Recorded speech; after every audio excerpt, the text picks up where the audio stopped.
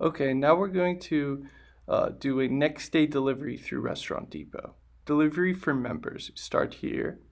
Enter your member login information.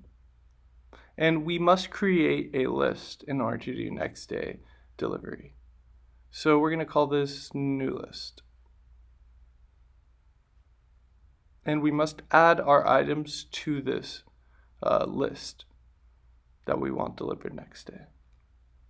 So we'll add 100 spicy cooked breaded chicken.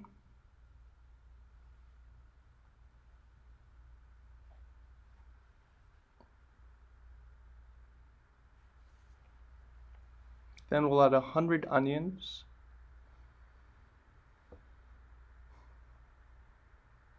We'll go to my list.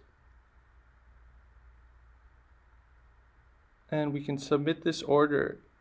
We can submit this order from this list, and we can proceed to the checkout from here. Now here what we're going to do is based on our shopping history. So based on our trailing 7-day order history, we're going to create a list called repeat last week.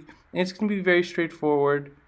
It's going to be what we ordered in the last 7 days, all compiled into a list and ready for us to submit for next day delivery. So we submit the order, proceed to checkout. And here I'll clarify the delivery address, and we have, since I'm ordering before 5 p.m., I'm able to have it delivered next morning. So that's a very critical detail. All orders must be submitted before 5 p.m. in order to receive it the following morning. And this is mock data, and boom.